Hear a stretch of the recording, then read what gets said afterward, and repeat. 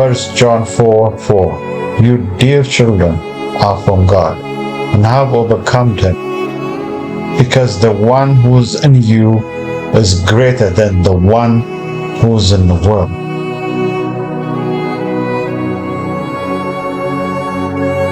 መጀመሪያው ዮሐንስ 4:4 ልጆች ሆይ እናንተ ከእግዚአብሔር ናችሁ፣ አሸንፋችሁማል። በዓለም ካለው ይልቅ በእናንተ ያለው ታላቅ ነውና። አንድ ምስጢር እግዚአብሔር ባምኔ ምንድነው እሱ? የጠላትን ውጊያ የሚበዛብን ለምንድን ነው? አንተ ወይ ያንተ አካባቢ ያሉ ሰዎች ወይ በአካባቢ ምንድነው ምክንያቱ? ለአምልኮና ለጸሎት ያለ ፍቅር መጨመሩ ምክንያት ምንድነው? እርሱም በውስጥህ የሚነደው እሳት ነው።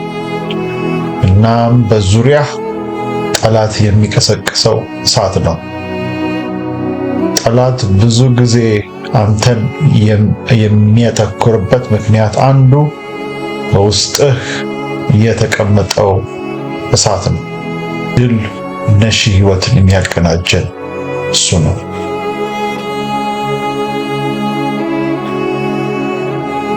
ክብር ለእግዚአብሔር ይሁን። በዕብራውያን 12:29 ላይ የአምላካችን የሚባላ እሳት ነው ይላል። እሱን በውስጥህ ይዘህ ስትዞር፣ እሱን በውስጥህ ይዘህ ስትኖር፣ መገኘቱ ስትኖር ያ እሳት በዙሪያ ይነዳል። ያ እሳት በውስጣችን ይነዳል። ይህንን እሳት በውስጣችንና በዙሪያችን ሲቀጣጠል ጠላትም በእኛ ላይ ያተኩራል። የጦርነቱና የመንፈሳዊ ጦርነት ብዛት በእኛ ላይ የመጨመሩ ብዛት አንዱ ምክንያት ይሄ ሊሆን ይችላል።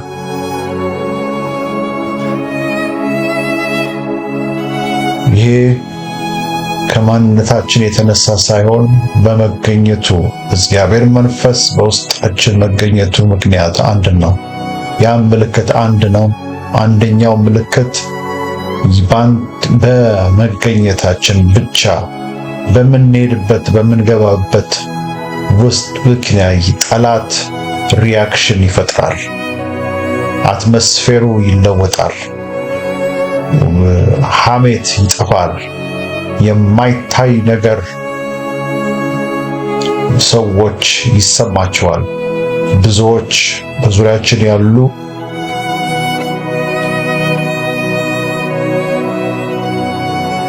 ንስሐ መግባት ይጀምራሉ።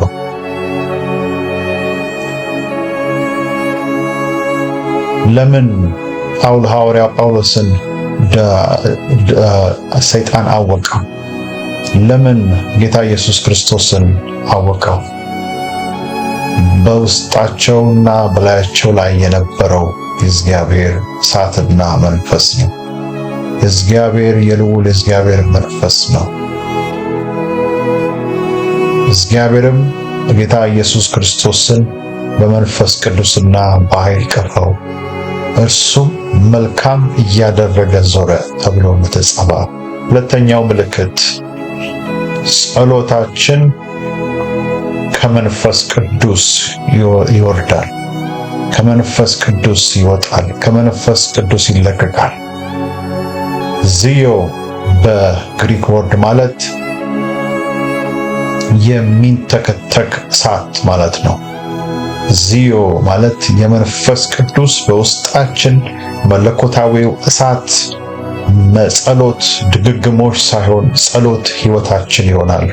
ጸሎታችን የህይወታችን ትርጉም ይሆናል። እስትንፋሳችንን መሆን ይጀምራል። በውስጣችን የእግዚአብሔር መንፈስ ይንተከተካል። የጻድቅ ሰው ጸሎት ኃይል ታደርጋለች ተብሎ እንደተጻፈ ሃይማኖታዊ ጸሎት ሳይሆን ከጀርባው የእግዚአብሔር እሳት ስላለ ነው። ሶስተኛው ምልክት በተከታታይ የማይቋረጥ ብዙ ጊዜ የመንፈሳዊ ውጊያ አለ። ስንታዘዝ፣ ስንጾም፣ የተለያዩ ነገሮች ስናደርግ ብዙ ጊዜ የሚነሳ ወጀብ አለ። ይህንን የሚያደርግበት አንዱ ምክንያት በውስጣችንና ከኛ ጋር ያለው ከእግዚአብሔር መንፈስ ለማጥፋት ይህንን እሳት ለማጥፋት የሚነሳ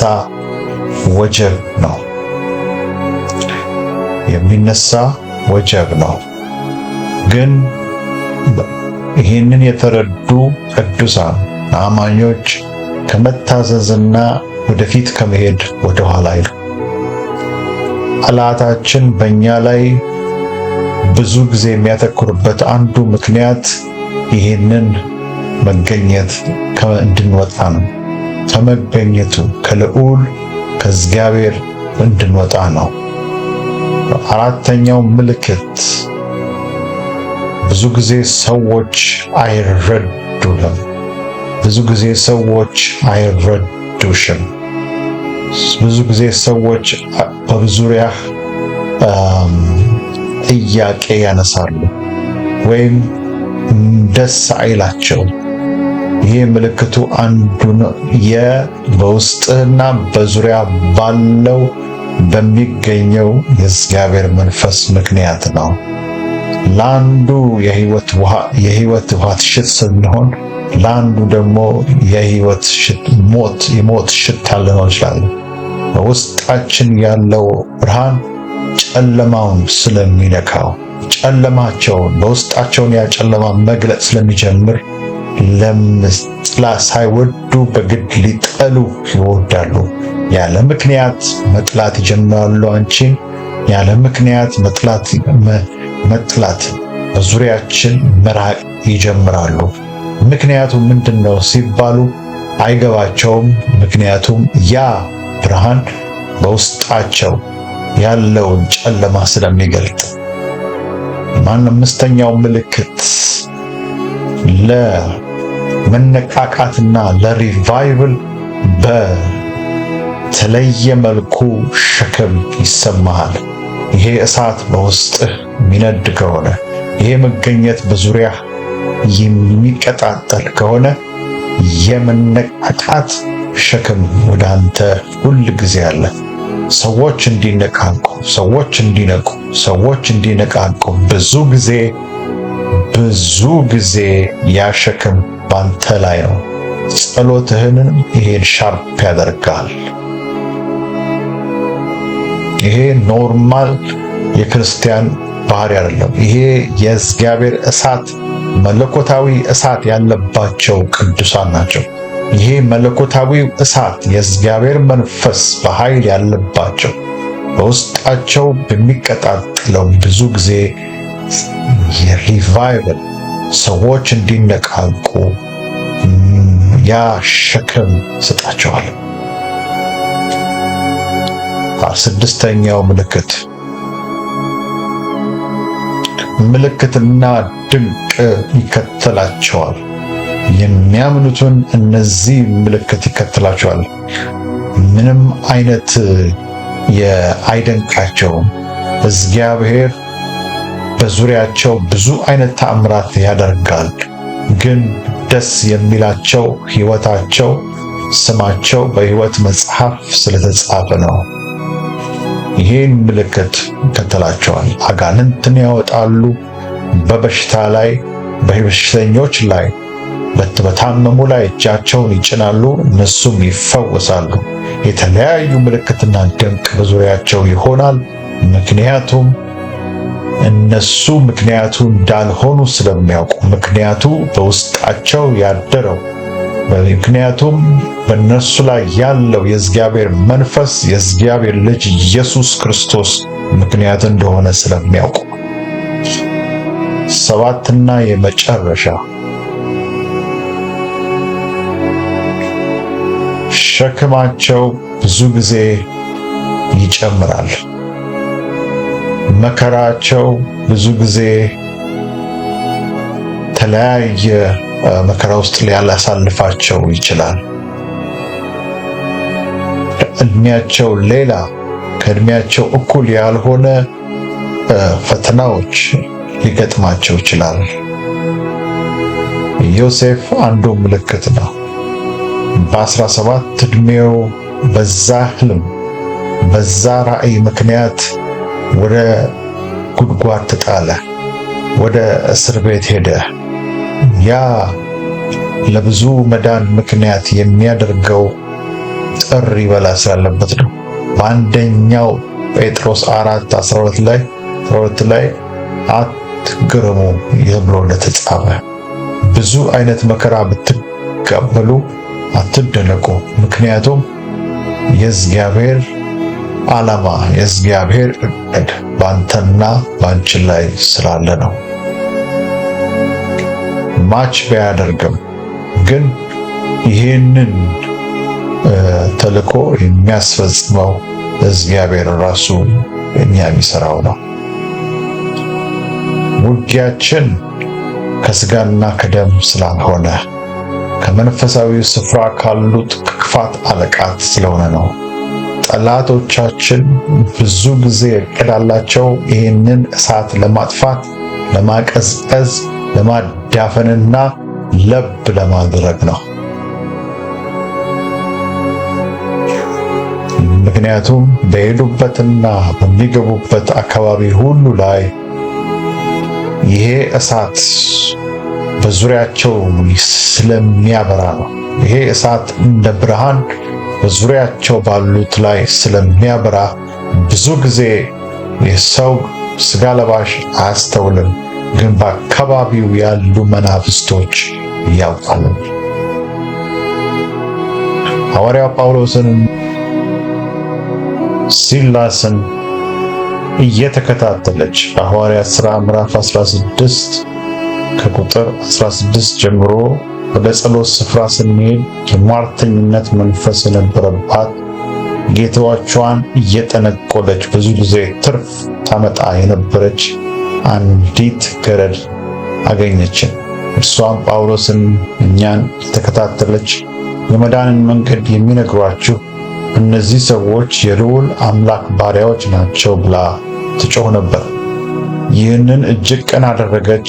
ጳውሎስ ግን ተቸገረ። ዘወር ብሎ መንፈሱን ከእርሷ እንድትወጣ በኢየሱስ ክርስቶስ ስም አዛሃለሁ አለው። በዚያው ሰዓት ወጣ።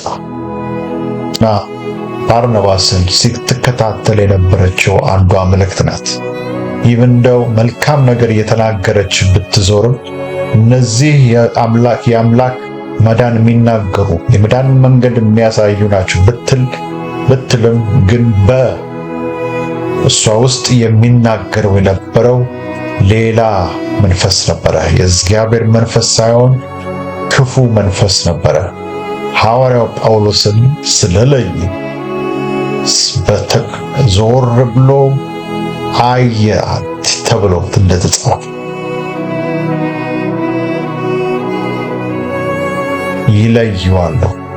ይህን እሳት ያሉ የተደበቀውን ነገር በውስጣቸውን የሚገልጥ ብርሃን ይገለጣል በሕይወታቸው ላይ። ይህንን እሳት ይዘው የሚቀጣጠሉ ከእግዚአብሔር መንፈስ ጋር የሚቀጣጠሉ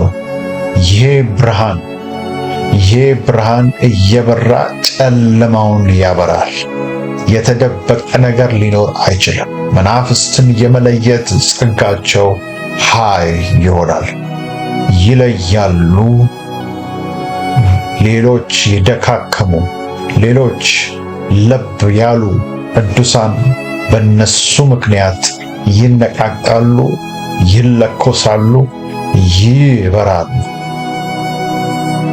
ይሄም ከእግዚአብሔር መንፈስ የተነሳ ነው። ይሄም ከእግዚአብሔር እሳት የተነሳ ነው።